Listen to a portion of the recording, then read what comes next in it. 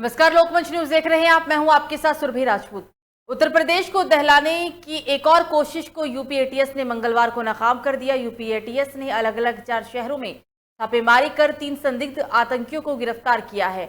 इनकी योजना आने वाले त्योहारी मौसम में आतंकी गतिविधियों को अंजाम देकर हिंसा फैलाने की थी। आपको बता दें कि पकड़े गए सभी संदिग्ध आतंकियों से एटीएस लगातार पूछताछ भी कर रही है।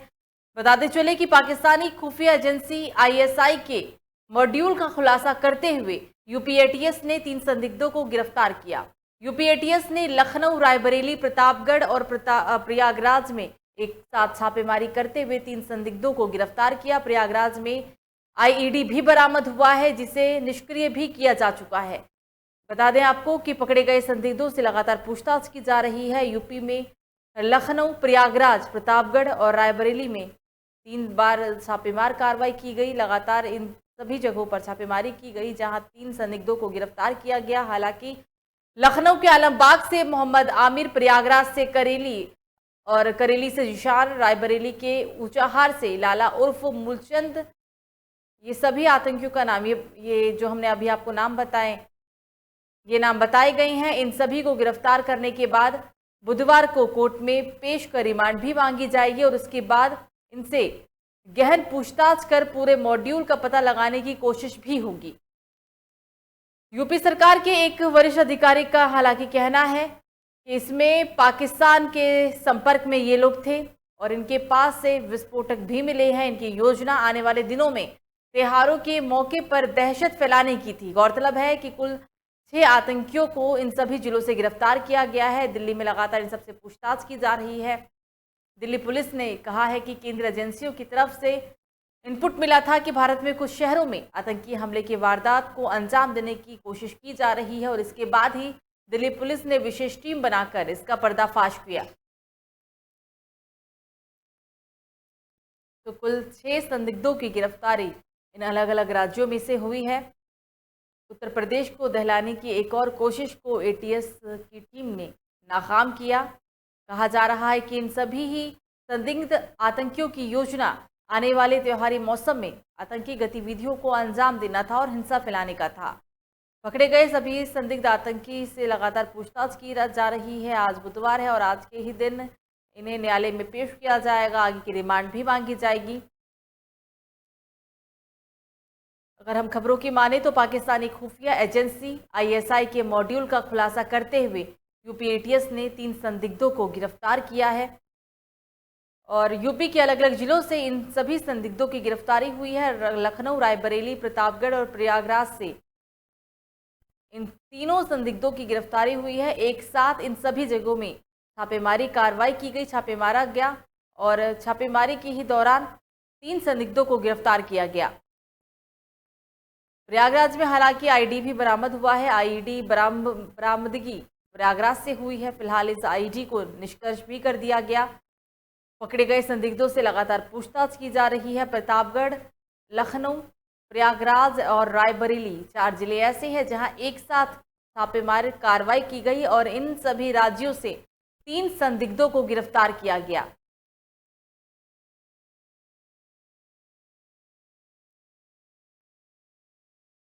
और यूपी के अलग अलग जिलों से सीधा ग्राउंड जीरो से हमारे संवाददाता जुड़ गए हैं। उनसे हम जानने की कोशिश करेंगे क्या ये पूरा मामला है, क्या कार्रवाई हो रही है। आपको बता दें हमारे साथ अलग अलग जिलों से संवाददाता जुड़े हैं। और लखनऊ से निखिल जुड़ गए हैं, मोहसिन आगरा से जुड़ गए हैं और हिमांशु कानपुर से।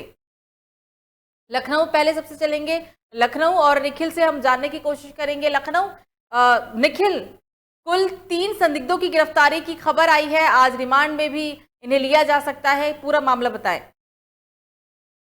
जी, आपको बता दें एटीएस ने बहुत बड़ी एक कार्रवाई करते हुए इससे 6 संदिग्ध आतंकवादियों को गिरफ्तार किया है। कहीं ना कहीं इसमें दिल्ली पुलिस और एटीएस की अच्छी कार्रवाई देखने को मिली है। कहीं ना कहीं कई घटनाओं को अंजाम दे सकते थे, उसको कहीं ना कहीं बंद किया है। आपको बता दें लखनऊ से 3 लोगों की गिरफ्तारी की बात बताई जा रही है, लेकिन इसको सूत्र जानकारी मिल रही है। हालांकि आपको बता दें इलाहाबाद में कहीं ना कहीं आतंकवादियों को और हथियार पकड़े गए हैं।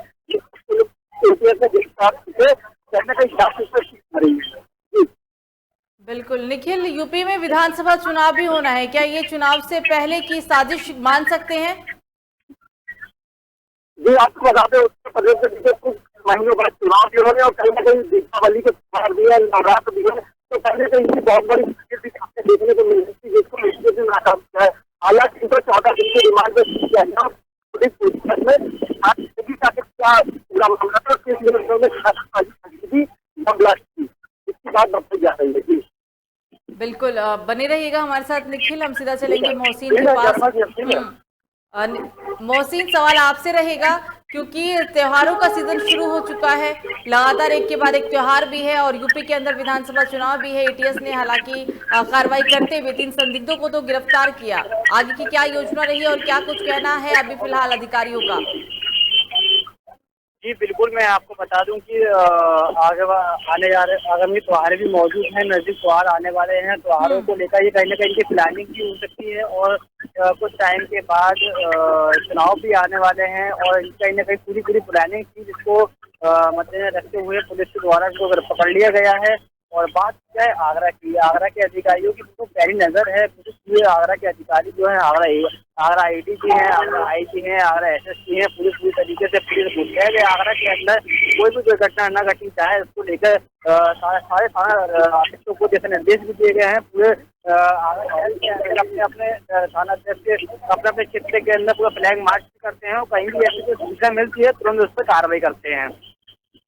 बिल्कुल मोहसिन, बनी रहेगा। सीधा चलेंगे अब हिमांशु के पास। हिमांशु, कहा जा रहा है कि प्रयागराज में IED भी बरामद हुआ है फिलहाल, जिसे निष्क्रिय भी कर दिया गया। लेकिन त्योहार से पहले और चुनाव से पहले जो ऐसी गतिविधियां देखने को मिल रही है, कौन इसके पीछे कौन हो सकता है, उसके पीछे की क्या वजह हो सकती है हिमांशु? मैं आपको बताना चाहूंगा कि दिल्ली में आतंकवादियों को गिरफ्तार किया गया है। वहाँ के ओसामा को जो गिरफ्तार करके दिल्ली की स्पेशल पुलिस और यूपी की ATS कानपुर में आई है, उससे और भी जानकारियां आई हैं। ओसामा ने यही बताया कि एक था जो आतंकी है जिस तरह ये साजिश रच रहे थे, उसी हिसाब से जो कानपुर में जो है हुनैद नाम का आतंकी जो ओसामा का मिलने वाला है, अब इसको लेकर के यूपी ATS ने और दिल्ली की स्पेशल पुलिस ने कानपुर के कल्याणपुर स्थित रावतपुर गाँव में वह जांच मौके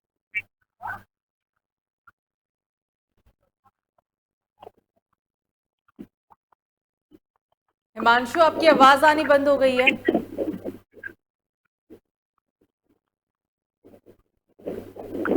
शायद उन तक आवाज नहीं जा पा रही है। निखिल के पास एक बार फिर से चलेंगे। निखिल, अभी हिमांशु कह रहे थे कि और भी कुछ जानकारी सामने निकल कर आई है कि हो सकता है कि और संदिग्धों की गिरफ्तारी हो जाए। इस संदर्भ में कोई जानकारी है आपके पास निखिल?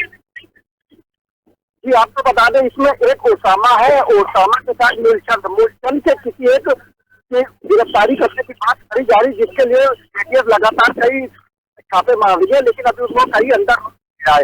इसकी सूत्रों द्वारा जानकारी मिल रही है, लेकिन कहीं ना कहीं ATS इसका खुलासा पूरी तरह से करने में सक्षम और कर ही देगी। लेकिन आपको बता दें उसमें ओसामा मुख्य किरदार है जो प्रयागराज में विस्फोटक के साथ बरामद हुआ था।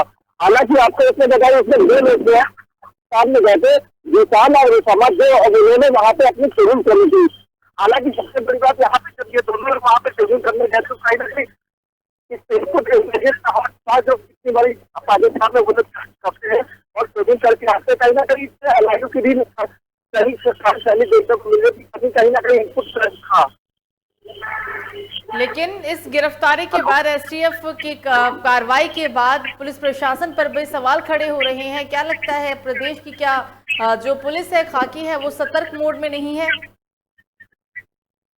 जी हालांकि आपको पुलिस बिल्कुल सजग देखने को मिलती है, लेकिन इतनी बड़ी कार्रवाई हो गई है कहीं ना कहीं इसमें इन लोगों की लापरवाही देखने को मिलती कि इतनी बड़ी घटना को अंजाम देने के लिए लोग अपना एक गुट बना रहे थे और कहीं ना कहीं इलाहाबाद में भारी मात्रा में बरामद होना कहीं ना कहीं इसके कामयाबी से देखने को मिल रही है। हालांकि आपको बता दें कुछ महीने बाद दीपावली भी है, नवरात्र भी है, कई धार्मिक स्थल अयोध्या में भी राम मंदिर का मामला चल रहा है और कहीं ना कहीं प्रधानमंत्री मोदी भी लखनऊ अलीगढ़ आते हैं अपने उसको देखते हुए कहीं ना कहीं लोग की कोई कार्यशैली थी उसको कहीं ना कहीं रोकने की बहुत बड़ी कार्रवाई को रोका है। जी बिल्कुल निखिल, बनी रहेगा। एक बार फिर से हिमांशु के पास चलते हैं। हिमांशु, आवाज आ रही है आपको मेरी?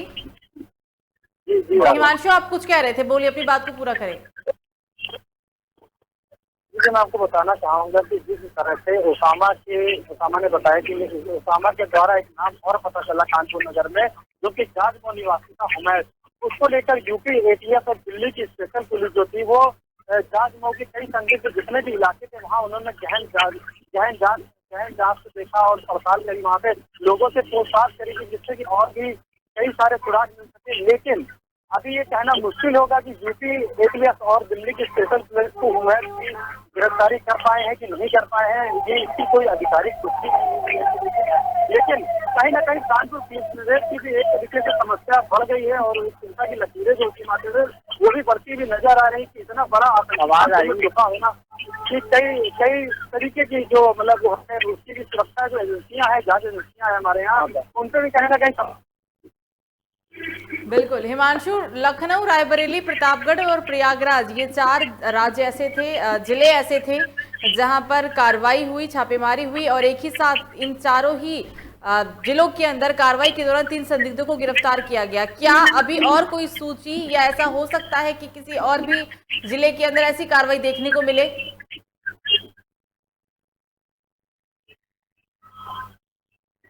हिमांशु, आवाज आ रही है?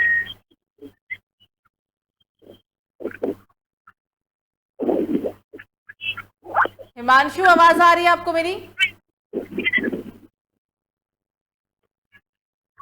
शायद नेटवर्क प्रॉब्लम है, आवाज नहीं जा पा रही है उन तक। एक बार वापस मोहसिन के पास चलते हैं। मोहसिन, आवाज आ रही है आपको मेरी? जी बिल्कुल मैम। जी, मोहसिन, कहा जा रहा है कि एक वरिष्ठ अधिकारी का कहना है, हालांकि जो आधिकारिक पुष्टि हुई है उसके तहत ये सभी आतंकी जो है वो पाकिस्तान से संपर्क में थे, संदिग्ध है अभी ये तीनों ही, और काफी विस्फोटक भी मिले हैं। आने वाले त्योहार में इनकी योजना थी कि ये शायद देश में दहशत फैलाएं। और भी क्या और कोई जो जिले हैं वो शामिल हो सकते, किसी और भी जिले में ऐसी कार्रवाई देखने को मिल सकती है? जी बिल्कुल सुखबीर जी, मैं आपको बता दूं कि जो इनकी प्लानिंग थी, हो सकता है इनके पीछे अभी और कोई जो है कि जो टीम है वो छापेमारी लगातार कर रही है। हो सकता है इनके द्वारा पूछताछ करने इंक्वायरी के अंदर और भी कुछ खुलासे हो सकते हैं जिनके नाम निकलकर सामने आ सकते हैं। और जो आपने एक बात कही थी सुखबीर जी, इसको जो एसटीएफ की छापेमारी हो रही है उसको लेकर पुलिस के बड़े सवाल खड़े हो रहे हैं। जिले के अंदर पुलिस में सतर्क है या नहीं है, ये बिल्कुल जो पुलिस पर सवाल खड़े हो रहे हैं कि किस तरीके से आतंकवादी पाए गए हैं और जो इनकी प्लानिंग थी वो आखिर क्या थी, वो तो इन्वेस्टिगेशन के अंदर जारी सामने सब कुछ आएगा।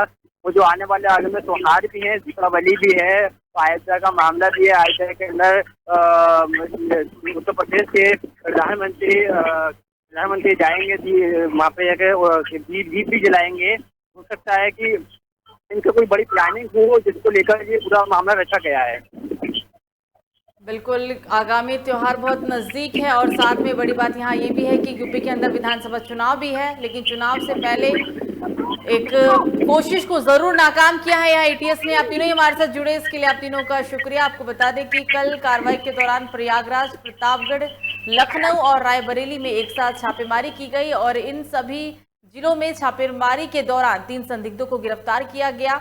दिल्ली पुलिस ने इस दौरान कहा है कि कुछ इनपुट्स मिले थे और इसी के आधार पर यह कार्रवाई हुई है। भारत के कुछ शहरों में आतंकी हमले की वारदात को अंजाम देने की साजिश रची जा रही थी, लेकिन एक बार फिर से एक साजिश को नाकाम किया गया एटीएस के द्वारा। फिलहाल अभी के लिए मुझे दीजिए इजाजत। लोकमंच न्यूज पर खबरों का सिलसिला जारी रहेगा।